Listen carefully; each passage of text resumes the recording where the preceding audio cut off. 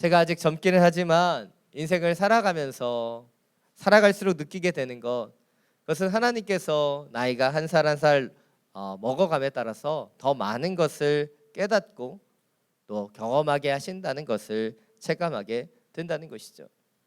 특별히 예전에 부모님이나 주변의 어르신들이 해주셨던 말씀들, 어떻게 보면 잔소리처럼 느꼈고 너무나 뻔한 소리처럼 들렸던 그 말들 하나하나가 어느 순간에 제가 경험하고 제가 그 말씀대로 살아가는 그 시간들을 통해 그 말씀 하나하나가 너무나 주옥 같은 말씀이었구나라는 것을 이제서야 깨닫게 된다는 것이죠. 그렇다면 제가 왜 어린 시절에는 그 말씀들을 다 깨닫지 못했을까요? 분명히 지금 생각했을 때 너무나 귀한 말씀들인데 왜 그 말씀들을 제가 다 이해하지 못했을까요? 말씀을 준비하면서 왜 어린 시절에는 그것을 다 깨닫지 못했을까 생각해 보니까 그것은 제 인생에 대한 고찰이나 해석이 부족했기 때문이라는 생각이 들었습니다. 제가 청년의 때에도 열심히 살기는 열심히 살았는데 무엇을 바라보고 어떻게 살아가야 할 것인가, 그것에 대한 그 고찰이 부족했던 것이죠. 다시 말해서 바쁘게 살아가면서 열심히 살기는 했지만 속도를 내기는 했지만 방향과 목적에 대한 점검이 부족한 시간들을 가지지는 않았나 생각해 보게 되었다는 것이죠. 여러분, 오늘 본문의 제목은 살아가다에서 살아내다로입니다. 제가 이런 제목을 정한 것은 제가 철학적인 이야기, 어떻게 보면 여러분 앞에 조금 잘난 척하기 위해서 이런 제목을 정한 것이 아닙니다. 이 제목은 굉장히 실질적인 제목이에요. 바로 우리의 인생에서 삶에 대한 고찰과 해석 없이 살아가는 것이, 그냥 목적 없이 살아가는 것이 그냥 살아가는 것이라면 우리가 우리의 삶에 대한 온전한 고찰과 해석을 통해 하나님이 원하시는 삶을 살아가는 것, 저는 그것이 살아내는 삶이라고 생각하기 때문이에요. 오늘 우리에게 주신 이 말씀을 통해 저는 여러분 한 분 한 분이 그냥 우리의 인생을 그냥 속도 내며 살아가는 그런 인생이 아니라 하나님의 뜻대로 그 목적과 방향을 점검하고 주님의 뜻대로 온전히 살아낼 수 있는 그 은혜가 더해지게 되기를 간절히 축원합니다. 오늘 본문을 좀 더 자세히 살펴보기를 원합니다. 먼저 오늘 본문의 앞부분에 있는 창세기 29장 13절부터 14절의 말씀을 우리 배경을 살펴보기 위해 자막을 통해서 함께 읽겠습니다. 라반은 자기 여동생의 아들 야곱의 소식을 듣자 달려나와 야곱을 맞이했습니다. 라반은 야곱을 껴안고 입을 맞추고는 자기의 집으로 데려갔습니다. 야곱은 그동안 일들을 모두 다 라반에게 말했습니다. 라반이 그에게 말했습니다. 정말로 너는 내 혈육이로구나. 야곱이 라반의 집에서 그와 함께 한 달 동안 머물렀습니다. 아멘. 오늘 본문을 보면 야곱이 외삼촌 라반의 집에 드디어 도착하게 된다는 것이죠. 먼 길을 떠나 여정을 통해 이 라반이 있는 밧다 아람까지 와서 이제 드디어 삼촌을 만난 것입니다. 그리고 외삼촌에게 그동안 있었던 모든 일들을 야곱은 다 이야기하고 있다는 것이죠. 아마도 그 이야기의 중심에는 무엇이 있었을까요? 바로 야곱이 바로 아버지를 속이고 어머니 이브가와 같이 그 장자의 축복을 얻기 위해 그 이삭을 속였던 그 이야기들, 그리고 그 일을 통해 붕괴한 에서를 피해서 지금 이 밧다 아람까지 오게 되었다라고 하는 그 이야기가 분명히 그 중심 가운데 있었을 것입니다. 오늘 이러한 이야기들을 나누는 그 야곱의 중심과 마음이 어떠했을까요? 그는 나그네가 되어 그가 한 번도 온 적이 없었던 그 외삼촌의 그 품에 이 밧다 아람까지 와 있는 그의 처량함들을 다 묘사하는 시간들은 아니었을까 생각해 보게 된다는 것이죠. 먼저 이 밧다 아람이 어디에 있었는지, 얼마나 먼 땅인지 우리 지도를 통해서 간단히 살펴보기를 원합니다. 이것은 아브라함이 들어올 때의 지도이지만 제가 특별히 친절하게 빨간색으로 다시 표시해 놓았습니다. 가나안 땅에서 이 밧다 아람까지 굉장히 긴 여정입니다. 밧다 아람은 메소포타미아 북부 지역이고 지구로 얘기하면 터키의 중남부 지역이라고 할 수 있다는 것이죠. 한 달 이상을 여행해야 되는 긴 여정이 바로 밧다 아람까지의 길이었다는 거예요. 그런데 지금 야곱은 그 에서를 피해서 긴 여정을 걸어왔다는 것을 우리는 알 수 있습니다. 다시 말해서 지금 야곱은 장자의 축복을 받겠다고 아버지를 속였는데 그 아버지를 속이고 받은 그 장자의 축복 때문에 어찌 보면 그는 나그네 인생길을 시작하고 있는 것입니다. 어찌 보면 축복을 받겠다고 그런 그 일들을 시작했는데 그 일로 인해 그는 저주를 받은 것처럼 보여진다는 것이죠. 왜입니까? 바로 우리의 한계를 가진 우리의 눈으로 바라보기 때문이에요. 오늘 본문에서 야곱이 갖고 있었던 생각, 야곱이 바라봤던 자기의 인생은 어떠했을까 한번 생각해 보기를 원합니다. 그는 쌍둥이로 태어나서 늘 형이 많은 것을 가졌다고 생각했을 것입니다. 그래서 그 형의 것을 빼앗고 싶은 마음이 그의 중심 가운데 있었다는 것이죠. 그렇게 경쟁하며 그는 살아오면서 형이 가진 좋은 것이 있으면 그것을 빼앗기를 원했어요. 그것 가운데 하나가 무엇입니까? 바로 팥죽 한 그릇으로 그 배고픈 에서에게 장자의 축복을 빼앗는 것이었죠. 그리고 그의 기질대로 속이고 빼앗는 것이 그의 삶의 중심이 되었고, 어머니 리브가의 지지를 받아서 그는 아버지 이삭을 속이고 장자의 축복이라고 하는 것을 받습니다. 그런데 그것이 축복인지 저주인지 그것으로 인해 야곱은 도망자가 되어버리고 나그네가 되어버린다는 것이죠. 물론 그 과정 가운데서 놀라운 하나님의 은혜로 그는 베델에서 하나님을 만나기도 하지요. 그리고 하나님의 약속을 받기도 합니다.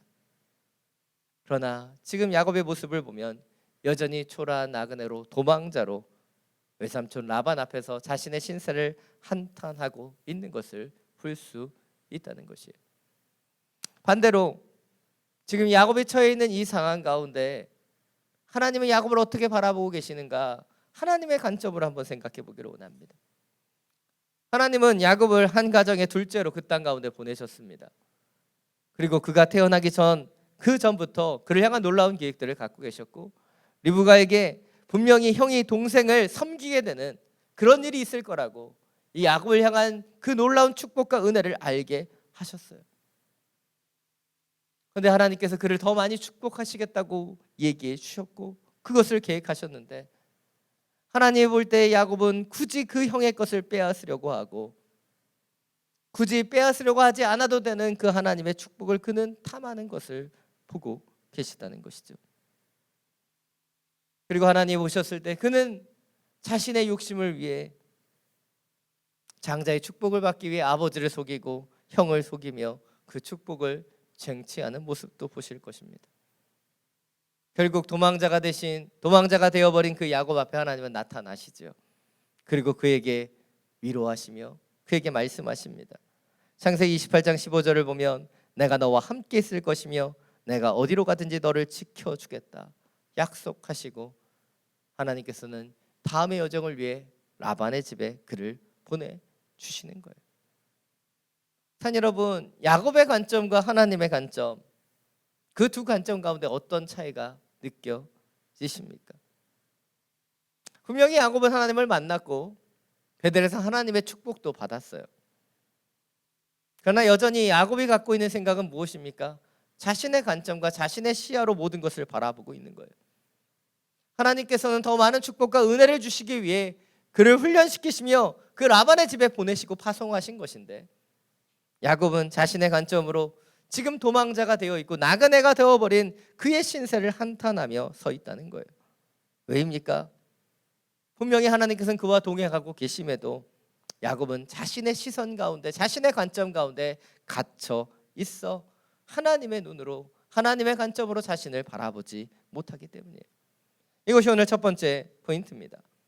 우리가 의미 없이 살아간 인생이 아닌 하나님의 뜻대로 인생을 살아내기 위해 필요한 것, 그것은 하나님이 동행하시며 하나님께서 우리와 함께 하시는 그 하나님의 관점으로 인생을 바라봐야 한다는 거예요. 그것이 너무나 중요한 부분입니다. 그런데 우리는 자꾸 하나님이 주시는 그 관점들을 잊어버리고 있다는 것이죠. 저희 호치민 온누리교회 우리 행정과 재정을 섬겨주고 계시는 우리 김희숙 팀장님께서 저희들에게 같이 교제할 때 몇 번 하신 이야기가 있어요. 바로 우리 팀장님 충청도 시골 출신이시죠. 근데 이제 석학이셨어요. 그래서 고등학교를 졸업하고 농협에 취업하셨습니다. 근데 농협은 당시로 뭐 지금도 그렇지만 시골에서는 중공무원이에요. 어른들의 자랑이죠. 그렇게 농협에 들어가시니까 아버님이 너무 좋아하셨다는 거예요. 근데 팀장님께서 공부하고 대학을 가고 싶어서 2년 정도 농협을 다니고 이 농협을 그만두셨을 때 아버님께서 많이 마음이 편찮으셨다라는 이야기 들었습니다. 그렇게 대학을 공부하시고 졸업하신 이후에 누가 보아도 확실한 엘땡 카드, 엘땡 카드 아시겠죠? 그 대기업에 들어가셨어요. 그러니까 아버님께서 또 너무 좋아하셨다는 거예요. 20대 때 우리 팀장님은 아버지에게 자랑스러운 딸이었다는 거예요. 근데 30대 우리 팀장님이 하나님을 만나고 30대 중반에 직장을 그만두고 단기 선교사로 이 땅에도 오시고 또 선교단체 간사로 섬기시고 또 작년에는 이곳에서 우리 호치민 온누리교회를 섬기고 계십니다. 그런데 이렇게 직장을 그만두는 순간부터 그리고 이 호치민 땅에 오고 또한 선교단체 간사로 섬기는 그 딸을 보면서 어느 순간부터 아버님께서 우리 팀장님을 걱정하신다는 거예요. 분명히 20대 때는 자랑스러운 딸이었는데 어느 순간에 걱정스러운 딸이 되어 버렸다는 것이죠. 어떻게 보면 그것은 인간의 관점, 우리 팀장님의 아버님의 관점일 것입니다. 반대로 우리 팀장님을 바라보시는 하나님 아버지의 관점은 어떠할까요? 20대 때 세상에서는 성공한 것처럼 보였지만 하나님을 알지 못할 그때 하나님의 관점에서는 우리 팀장님이 참 걱정스러운 딸이었을 거라고 생각합니다. 이 딸이 나를 알아야 되는데, 나를 만나야 되는데 세상 속에 살아가는 그 딸의 모습을 바라보며 하나님께서는 걱정하셨을 거예요. 그런데 30대가 되어서 하나님을 인격적으로 만나고 하나님의 말씀대로 그 주님의 그 길을 새로운 발걸음을 시작하는 지난 10년간 그 팀장님을 바라보시는 하나님의 눈길은 무엇이었을까? 바로 그 딸을 자랑스러워하시는 마음이었다고 저는 확신합니다. 여러분, 우리는 자꾸 인간의 관점에 갇혀버려요. 하나님의 관점으로, 하나님의 눈으로 지금 나의 인생을 바라봐야 되는데 하나님을 만난 야곱과 같이 우리는 여전히 하나님을 만났음에도 하나님을 알고 있음에도 내 관점과 내 생각으로 나의 인생을 바라보고 있다는 것이죠. 그러하게 하나님 우리에게 말씀하고 계십니다. 나의 관점으로, 나의 눈으로 너를 바라봐야 한다. 이사야 55장 8절은 말합니다.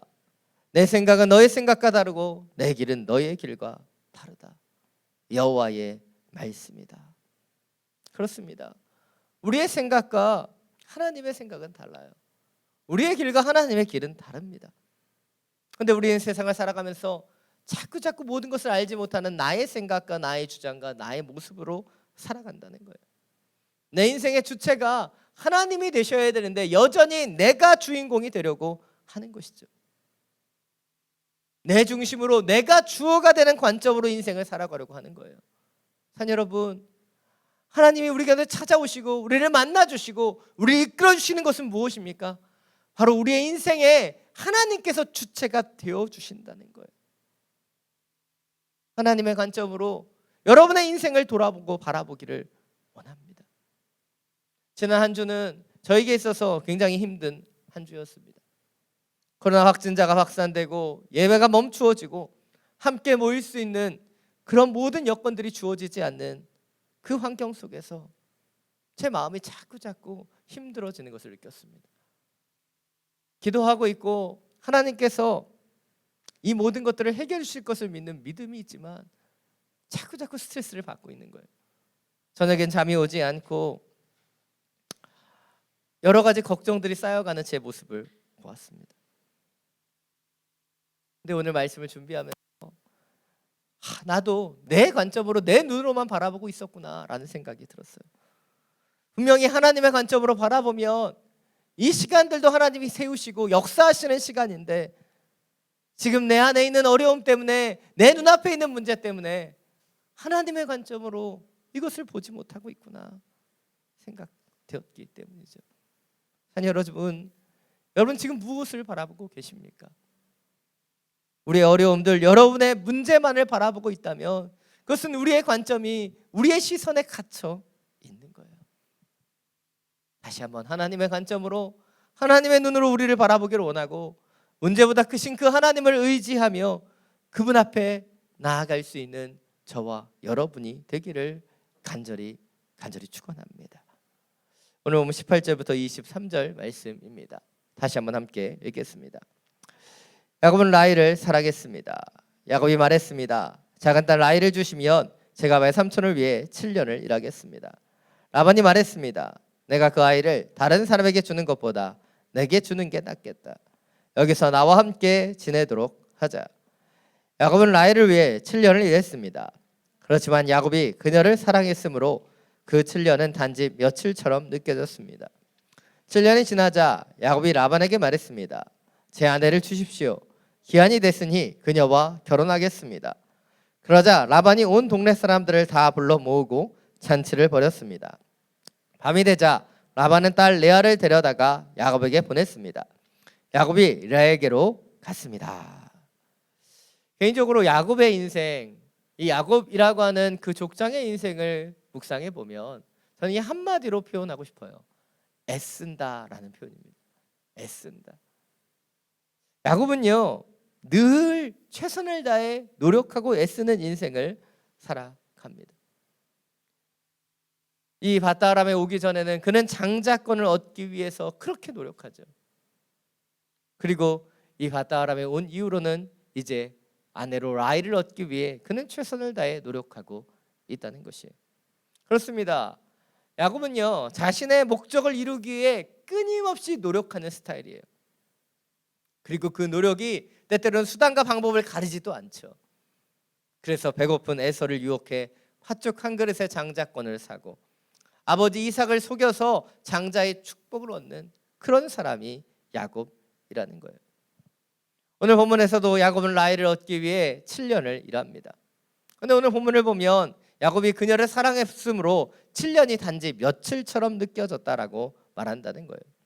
바로 살아가는 사람의 마음이 이렇다라고 생각됩니다. 매일 봐도 또 보고 싶고 그와 함께하는 이 하루하루가 왜 이렇게 짧은지 그 시간이 금방금방 지나쳐 버린다는 것이죠. 물론 안타깝게도 이런 이야기는 연애 때 이야기라는 것을 다 아실 거라고 생각합니다.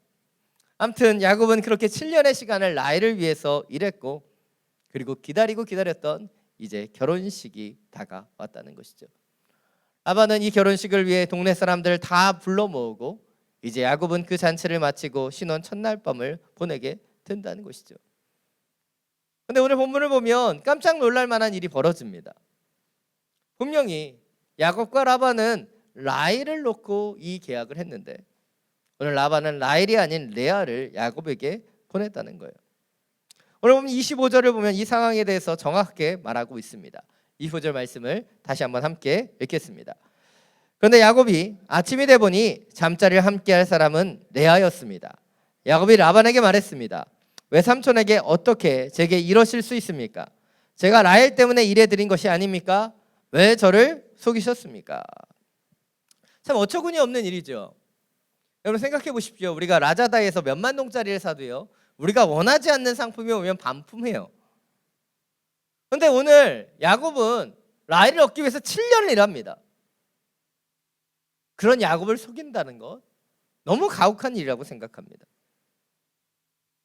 그래서 저는 오늘 본문을 묵상하고 준비하면서 야 진짜 야곱보다 더한 인간이 라반이구나 라는 생각들을 하게 되었어요. 그리고 말씀을 준비하면서 그날 밤에 있었을 만한 상황을 한번 묵상해 보았습니다. 잔치를 마치고 기분이 좋아진 야곱은 첫날 밤에 얼굴을 가리고 있는 신부를 맞이합니다. 당연히 그 신부가 라헬일 거라고 아무 의심 없이 신혼방에 들어갔을 것이에요. 7년을 기다렸던 그 여인을 맞이한다는 건 너무나 설레는 일이었을 것입니다. 그런데 외삼촌 라반은 라헬이 아닌 레아를 그 신방에 몰래 들여 보내는 것이죠. 아마 야곱도 그 직감이 있는 사람이기 때문에 아마도 뭔가 다르다는 것을 느꼈을 거예요. 잔치를 마치고 그가 술에 좀 취해 있었을 것이라고 생각합니다. 그러나 그 직감 때문에 아마도 그 첫날 밤에 그 캄캄한 곳에서 면사포를 쓰고 있는 그 여인을 제대로 알아보지 못했을 거예요. 그러나 낌새가 이상하게 느껴져 아마 야곱은 이렇게 물었을 수도 있습니다. 당신이 정말 내가 사랑하는 라헬입니까? 그때 레아가 대답했을 거예요. 네, 바로 제가 라헬입니다. 제가 라헬입니다. 여러분, 어디선가 본 장면이 아닙니까? 바로 7년 전 야곱이 형 에서를 대신해 이삭을 속이고 아버지 앞에 나아갔을 때 그때와 동일한 거예요. 이삭이 낌새가 이상해 너는 누구냐라고 물었을 때 그 아버지의 질문에 야곱이 뭐라고 얘기합니까? 제가 바로 맏아들 에서입니다.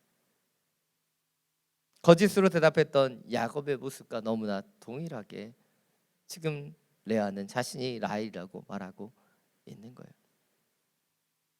이전에 리브가와 야곱이 이 일을 하고 속임수를 펼쳤다면 이번에는 라반과 레아가 이 모든 일을 꾸몄던 것이지요.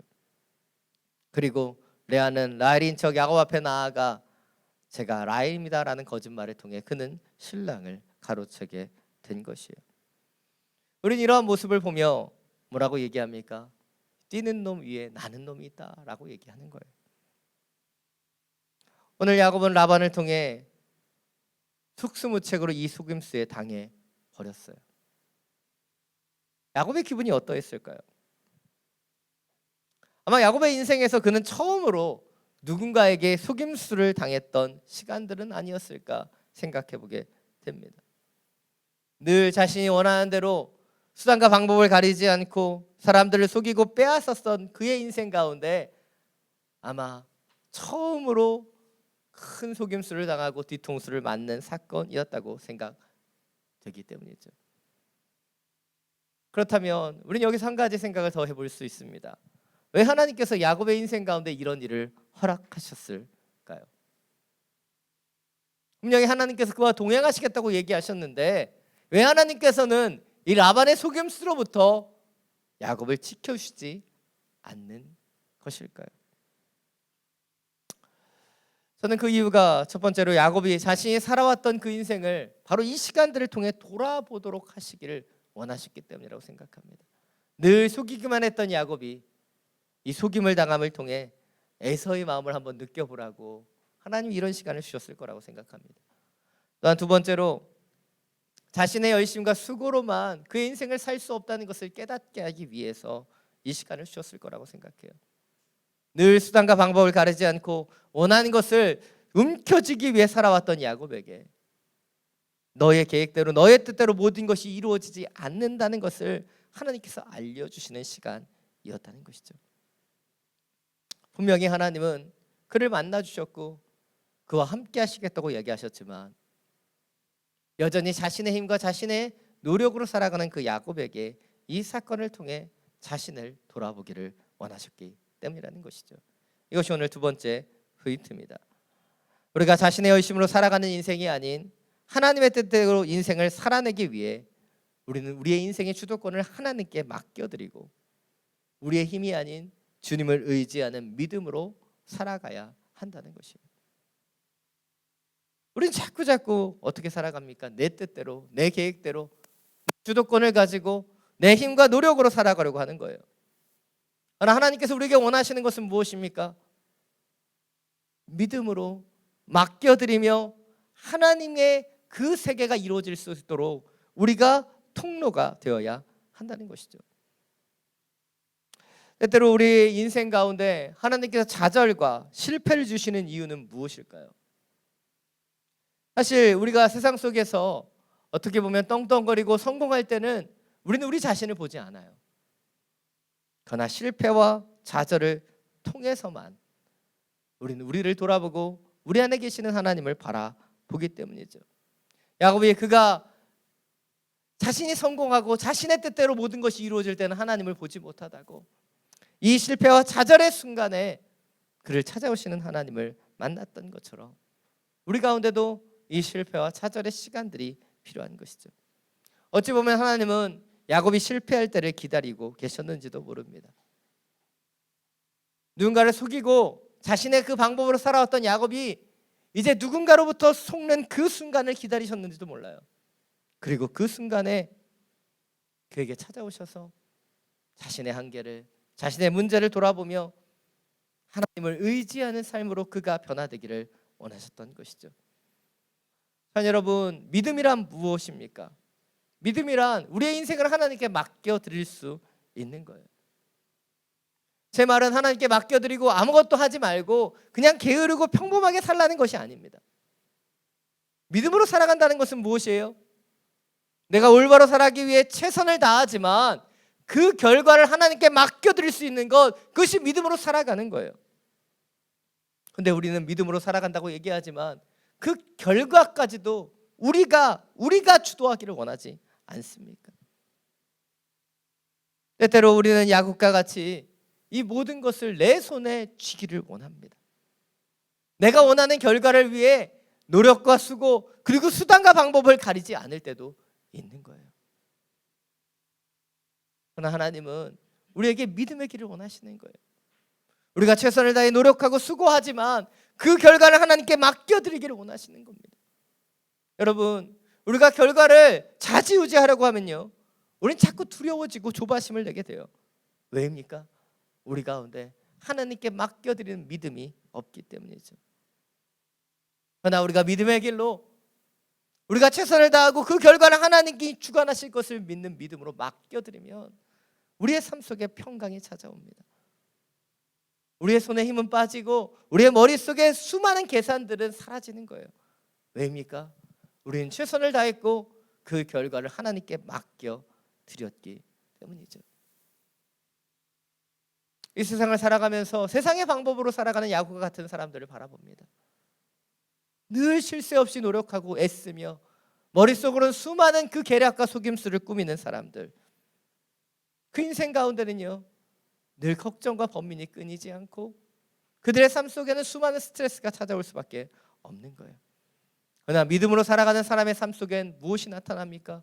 그 결과를 하나님께 맡겨드리는 평강, 그리고 하나님께서 주신 것에 대한 감사와 영광으로 끝이 나는 것, 그것이 믿음으로 살아가는 사람들의 삶의 모습이라는 것이죠.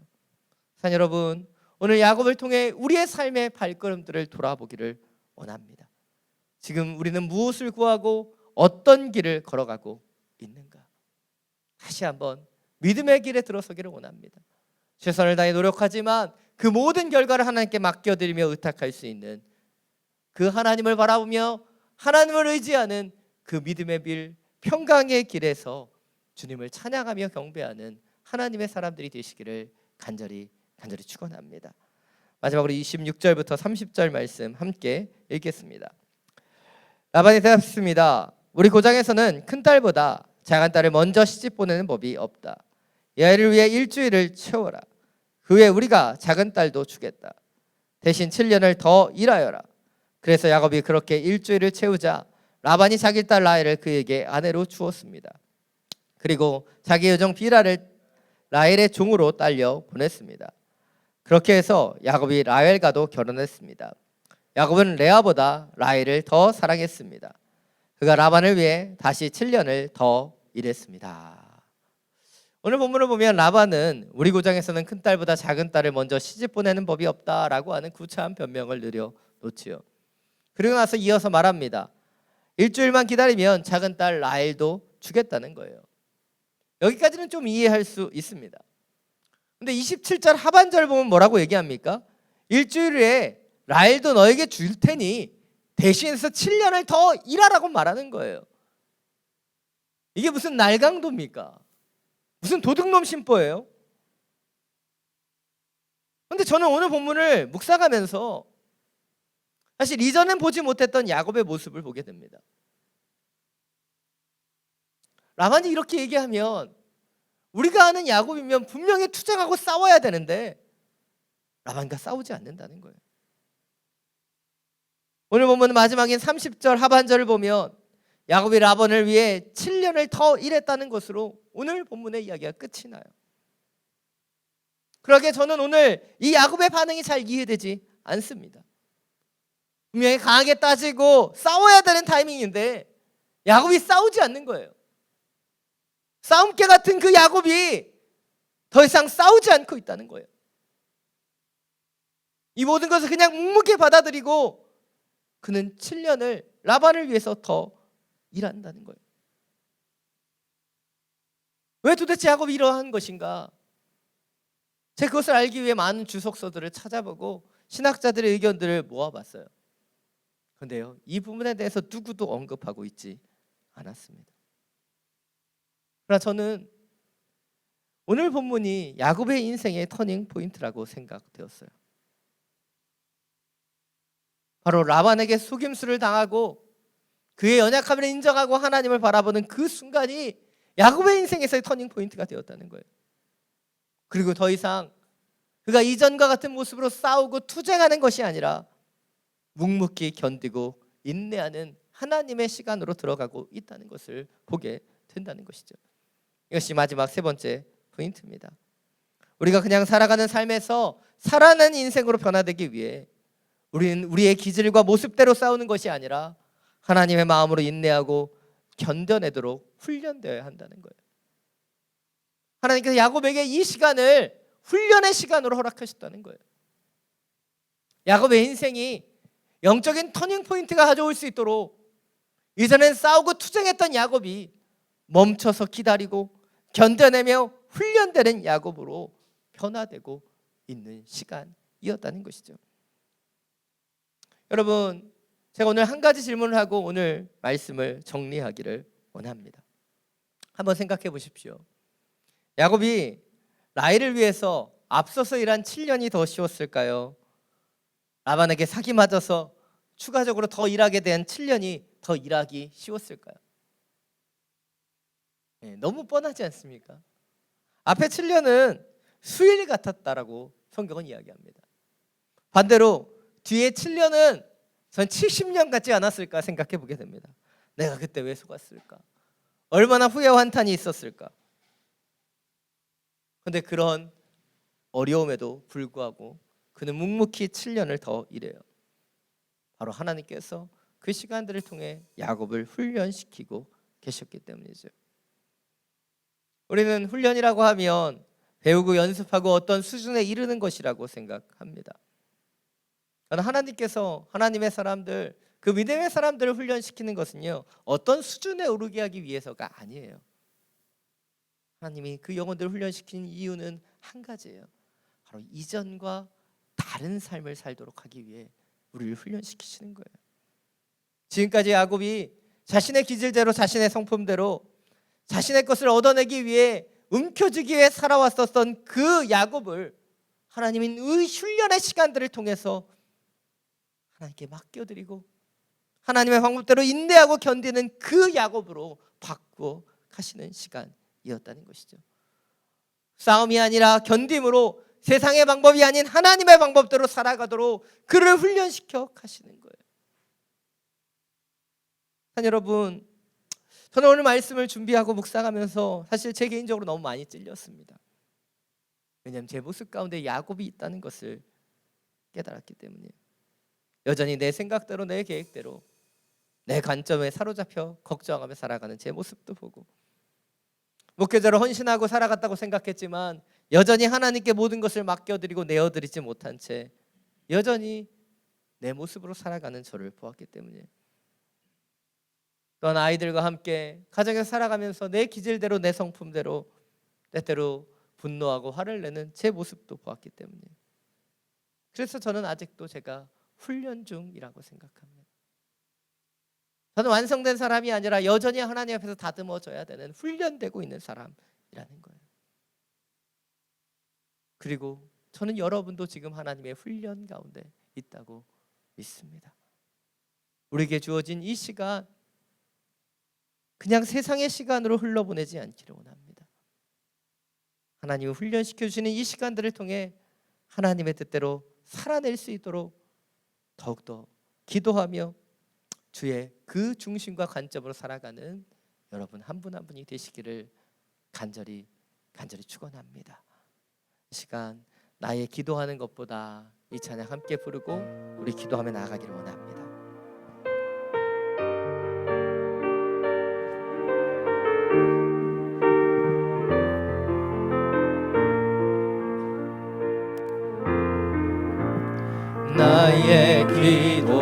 기도하는 것보다 더욱 응답하실 하나님, 나의 생각하는 것보다 더욱 이루시는 하나님, 우리 가운데 역사하신 능력대로 우리들의 간구함을 넘치도록 능히 하신 주님께 모든 영광과 존귀 찬양과 경배를 돌릴지어다.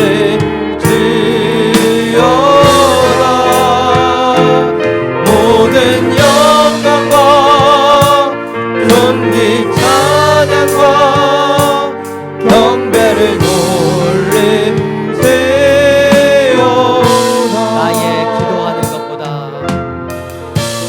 나의 기도하는 것보다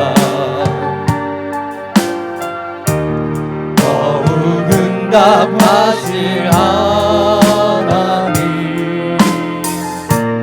나의 생각하는 것보다 더욱 이루시는 하나님,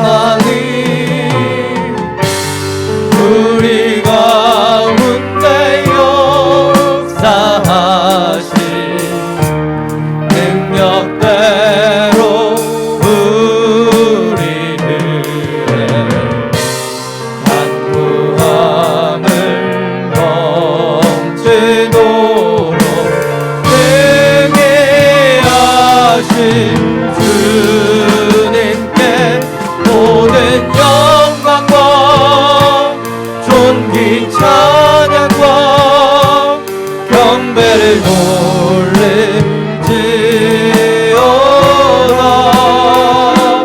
모든 영광과 존귀 찬양과 경배를 돌릴지어다.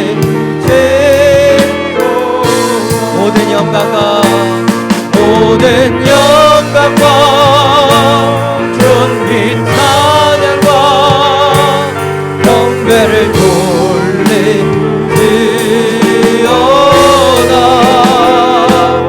모든 영광과 존귀 찬양과 경배를 돌릴지어다.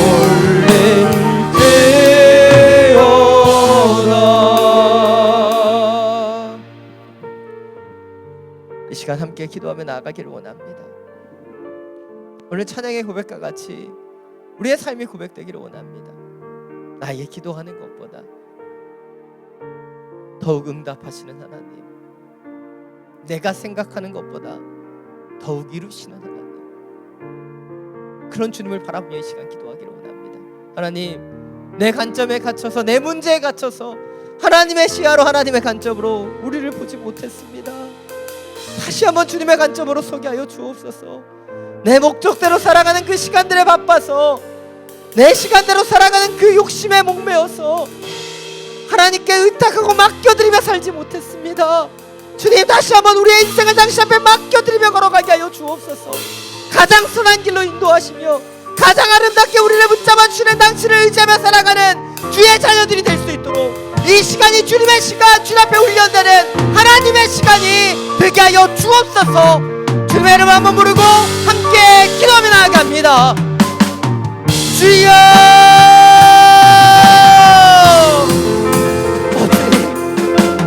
주님의 시간으로, 주님의 관점으로 주님을 의탁하는 주님의 영혼들이 될 수 있도록 주여 우리를 인도하시며 함께하여 주옵소서. 우리의 연약함 속에서 우리의 시야와 우리의 문제만 내 갇혀버리는 그 인생이 아니라 주님을 의탁하며 주님의 그 시간으로 바라보며 주님께 맡겨드리며 믿음으로 걸어갈 수 있는 주의 자녀들이 되길 원합니다.